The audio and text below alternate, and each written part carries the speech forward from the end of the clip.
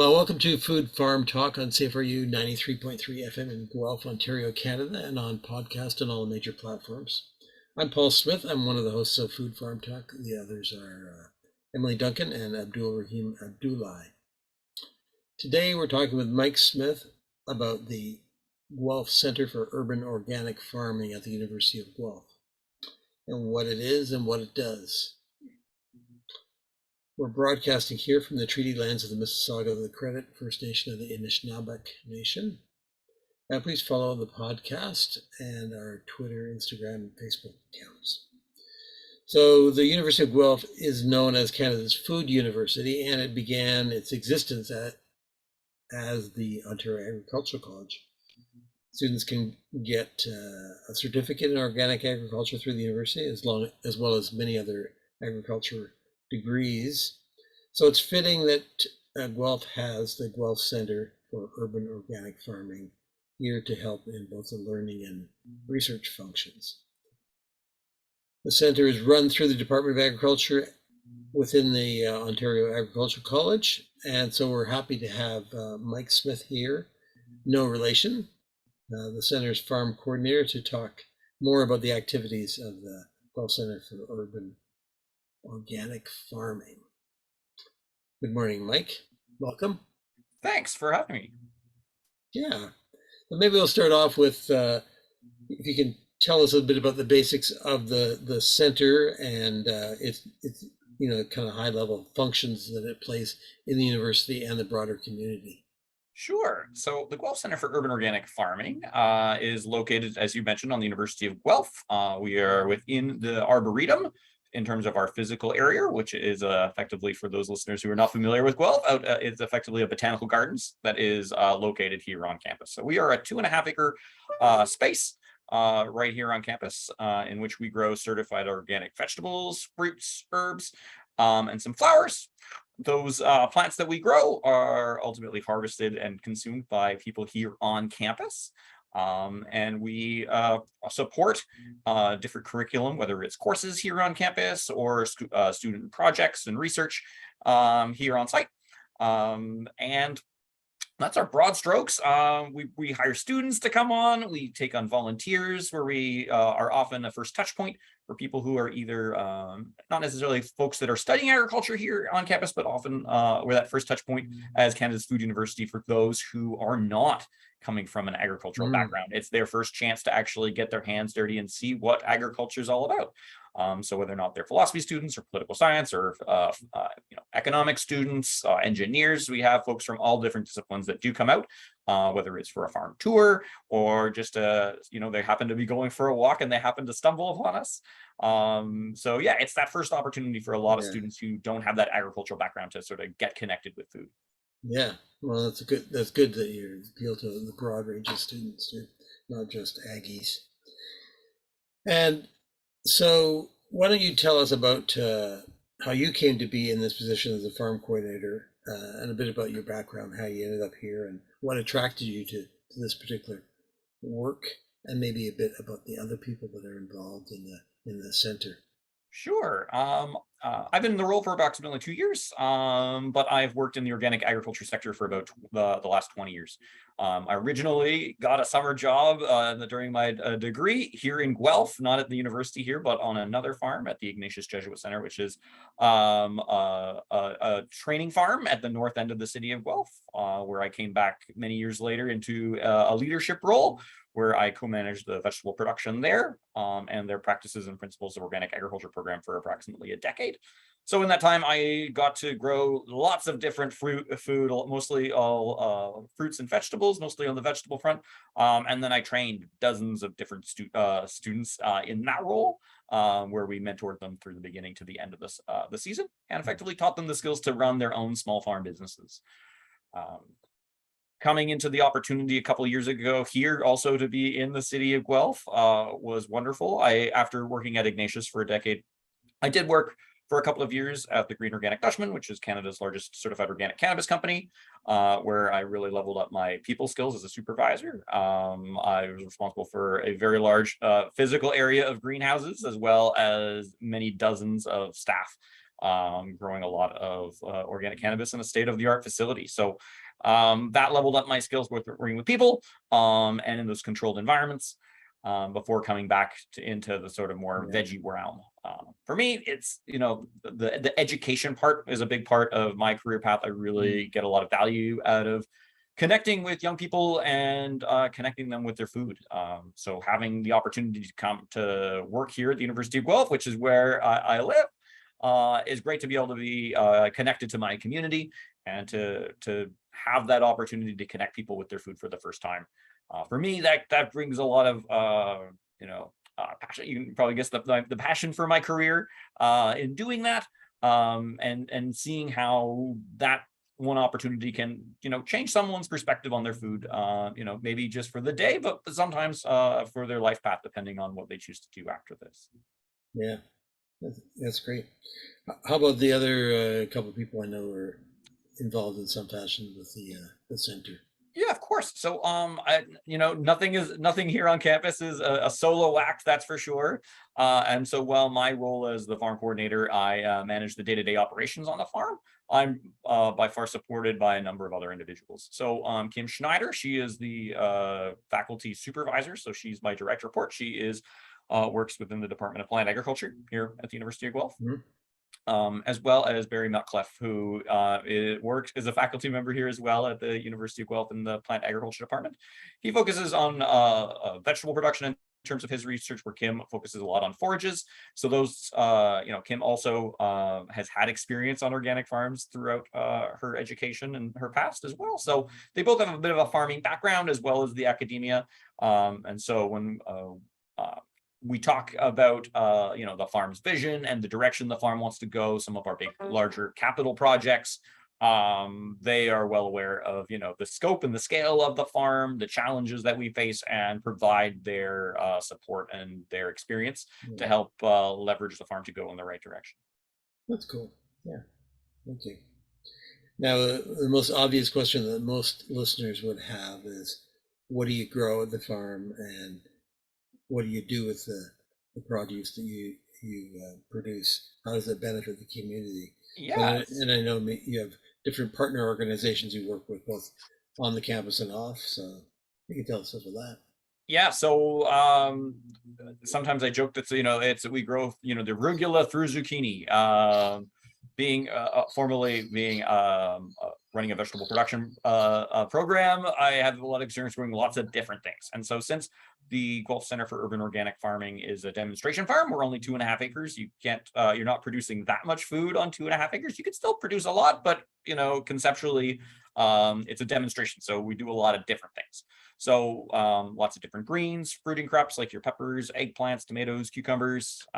We have some fruit like raspberries and strawberries, a whole bunch of different leafy greens, different herbs, flowers. It's all, as a demonstration site, we try to grow a lot of different things, different cover crops, which are, for those not Aggies out there, a cover crop or a green manure is a crop that you grow instead of, sometimes people might think of it as just leaving a field fallow. It's where you're not growing a production vegetable in a particular area in a given year, but we're growing different plants there that we ultimately will, cut down or compost, or that material will be reincorporated into the soil. So we do different ones of them, of those. So again, as a demonstration site, so people can see how those different cycles work and how those different plants have a different role in the production cycle, not just always as something that you take out. In terms of where the food goes, the food is mostly consumed here right on campus. So we have a fabulous relationship with hospitality services. So big shout out to everybody over in the hospitality services department. They're the ones who run all the food vending operations here on campus. So if you are eating in a residence, or if you're wanting to go to a restaurant here on campus, or getting something from a vending machine, they're the ones who are running all that food infrastructure here on site. So we have a relationship with them where throughout the growing season, the material that we harvest, that crop, we sell directly to them, and that affords us, gets us a competitive price for our fresh organic produce, and then that gives us some financial flexibility in our budget to then that effectively subsidizes how we distribute it in other ways. So we do donate food to the CSA food bank here on campus, as well as we partner with, the seed and the sustainability office to work at a sliding scale market for students in the fall. And that way, depending on your means, you're going to go to hospitality services and buy yourself some lunch, or whether or not you're going to go to the market to take something home to cook for yourself, or if you're really strapped, you can go to the campus food bank. And so there's, depending on your means, Right. there are different ways you can access the food that we grow. Yeah, that's great. That's hyper local, right? Can't get more local than Yeah, we are a 10-minute 100, walk from the University Center, yeah, which is where I think you guys typically broadcast out of. probably 100 meters from Creelman, right? Something pretty close to that, yeah. Yeah, yeah. So now, obviously, education, as you mentioned, so the learning and research at the university is crucial as well. So how does the center kind of relate and interact with students and professors and the courses on campus, and how does that function work? Yeah, so it's a little bit more, I would say, on an ad hoc basis at present. Over the center has existed for well over 10 or 12 years, as I've only been here the last 2. I'm not quite sure if what the formal arrangements were prior to my start date.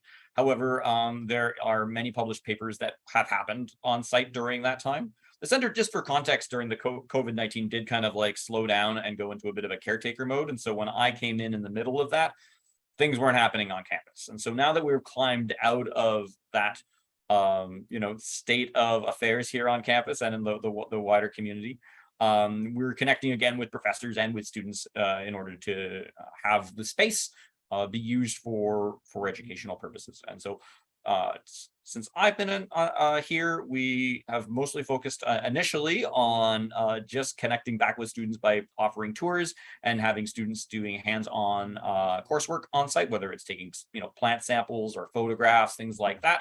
We've partly because of the nature of people coming back in a staggered kind of way, that was the easiest way. If people were, say, doing remote learning, they wouldn't necessarily be able to get hands-on experience in the same way that other members of their class were. So different professors had different ways of navigating some of those things. So a lot of tours, a lot of that hands-on coursework that way. We do partner with a number of classes where they do come up and do soil samples and things like that, where it's that hands-on experience for coursework, so that it's not all theory-based. There are a number of student projects where students have said, have approached us independently to say, I'm doing a project on X, Y, or Z. We're curious if we could do that on your site, as we have to do it somewhere. And, depending on what those requests are, we try our best to help students out with that as best we can. So that's an area you're probably going to try to continue to grow as the word spreads about the center and how it might integrate into courses. Absolutely. And part of our challenge at the moment is that we are in the process of a capital campaign where we are upgrading some of our power and water infrastructure. Last year, we did a little bit of work on it, and this upcoming season looks like it's going to be really where the rubber hits the road, and that project's going to be completed. At which point, once we have more reliable water and power, particularly if we have proposals for, say, someone doing a trial of some particular plant, I wanted to ensure that those students had the infrastructure they needed to actually be successful in their trials. I would hate for them to, be ready to do their master's thesis and then, it's hot and dry and sorry, no water. That would be unfortunate. Absolutely. Not a great way. So prior to, so once we get that infrastructure in place, then we'll be doing a little bit more of a concerted effort to, look out opportunities and let folks know that there are opportunities for doing some of their projects and research out here as that time goes forward. Yeah. But I want to be able to support them as best we can as well. So making clear what those students who want to do projects out here to have them be clear of what we can offer and what sort of limitations are in place, but also that both parties can have clear expectations of how that relationship can be successful and how their research in turn or their student projects can also be successful. Okay, that's good. Very good. And you've kind of alluded to the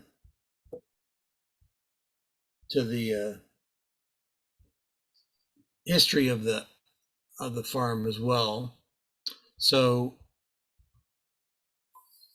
a lot of listeners, it seems difficult for many of us to remember before COVID, of course. So, but people will remember that the farm has been around, as you've alluded to, but 10 or 12 years maybe. And even I remember going to the weekly farm market that happened before COVID, and it was kind of a nice experience. And so you now have a new arrangement with based on the student referendum for funding for the farm back in 2019. So maybe you can talk a bit about how you came in after that, but talk about the arrangement that was struck with the I guess with the CSA and the Central Student Association, and how that's managed, and the term, and a little bit of the details of that, so people Sure. understand the governance of it. Yeah, so from my understanding is that, as you mentioned, in 2019, there was a student referendum in which students voted in favor of a $1 a semester per undergraduate student to go towards the farm. So, for every semester that an undergraduate is here, they're contributing that $1. That money, it goes to subsidize in part my wage here, so that because previously to have at least one person consistently on site, so that covers part of my wage to be here on campus. It also goes towards other farm infrastructure that's needed. And so that's a bit of a catch-all. But over the course of a year, obviously, you don't need to buy shovels every year. Once you've bought those shovels, they'll last a while before you got to replace them. So it comes and goes depending on what we're trying to do. So that's where the money goes, which has given the farm the opportunity then to invest in that infrastructure over time. When I came, there was a whole bunch of holes in terms of some of the infrastructure that was already here, as I alluded to with one of our capital campaigns. But that money goes directly towards the operations of the farm, so that way it can continue to have at least some financial reliability from season to season. The farm itself gets money, for some context, it gets money from the Department of Plant Agriculture. It gets money from the CSA through the student referendum. And we also get money through either any kind of fundraising we can do or any sales that we make. So those are the four kind of different quadrants that we have in terms of funding coming into the center.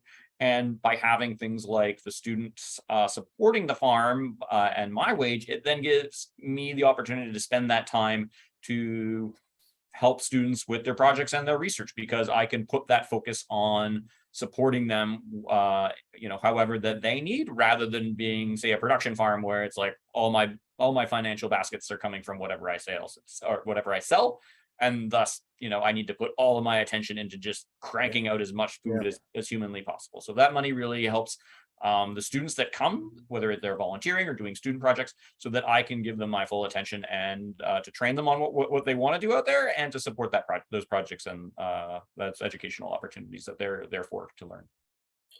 And the student funding runs for 10 years, I think you said when we talked before. Yes, it's 10 years. It goes to 2029. At which point, if the students and the farm want to renew that, there would have to be another referendum at that point to discuss what that new relationship would be.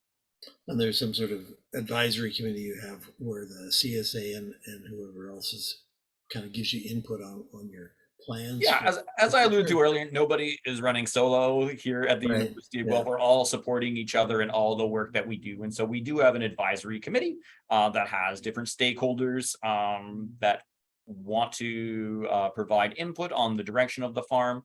So, a couple times a year, I present to them effectively what our plan is for the upcoming growing season, and then I give them a broad stroke report on how the growing season has went. At those points too, it's also opportunities for some of that high level conversations in terms of direction and planning, opportunities that we want to make sure that we're able to offer from year to year at that point. And so there are, as you alluded to, there is a representative from the CSA that is on that committee as well. There are students from the Department of Plant Agriculture who sit on that committee, as well as other departments who we have very close working relationships, like the Arboretum, for example. We're in their space. We want them to know what we're doing. We want to know what they're doing. And so that way, again, it's like having clear communication about what we all want to do, and then how can we support the work that each other is doing, so that we're not reinventing the wheel every time one of us wants to do a thing. So yeah, the farm could not be what it is if it was just a little island out by itself. It really has become the success that it is based on the relationships that we've built with students and faculty and staff here on campus and within the wider community. Yeah, that's great. And the Arboretum is certainly ramping up their profile and services to students too. So it's a great resource. Yeah. Even beyond the farm itself. Yeah. So organic agriculture, the public throws the word around as if they know what it means, of course, and so the center was certified organic at some point in the past, right? And so maybe we could talk a bit about try to make that real for the listeners about what being certified organic means and what it means in particular for the center and the farm you have, and in terms of the process followed, and then the keeping up the certification with the processes. Sure, absolutely. Yeah. For those who are not familiar with it, it is a bit of a process. So broad strokes, to be certified organic. So if you were to say something is organic in the province of Ontario, I believe officially you need to be certified. So if you are going to throw that word around, people do. But if you are in a commercial environment or something, or you're advertising, it needs to be certified. So what does it mean to be certified organic? It means you need to follow the Canadian Organic Standard. That's kind of it's the big list of things that is the do's and the don'ts of what it means to be an organic operation. And depending on the type of farm operation you have, there's different things on that list that that are relevant to you. Within that, there would be things like there's a large appendix, which is like the permitted substance list. These are the things you can put on your soil or on the plants, and these are the things you can't. And so anyone who wants to be organic, you gotta follow that list. And as a farm, you're audited at least once a year. And so we provide documentation to our certifier is EcoCert, which is a third party arm's length well, it's a third party. And then they are certified as a certifier with Agriculture Canada. And so Agriculture Canada effectively says, hey, you third parties, you do the internal auditing. We're not going to farms. That's your job. So those third parties we connect with, and ours is EcoCert, as I mentioned. And so that process is that it's like an audit. Like if your finances were being audited, they're looking at all of our paper trail for all of the invoices of everything that went into production on the farm. So all of our seeds, all of our fertilizers, all those inputs. If it goes into the field, I need to have paper trail. So if I was to say, borrow your rototiller and I wanted to bring it out to the farm, I would need to have documentation to say that, hey, this new piece of equipment, where was it before? What happened to it? If I don't know, it's like I need to show that I've actually thoroughly cleaned that new piece of equipment and done my due diligence to make sure there's not a cross-contamination point. A lot of times people wonder about the plants themselves. If I buy a plant at the store, is it organic? Things like that. If it is, it would have to say that it was certified by a third party. And then that way there's like that follow-up step of how, what does that mean?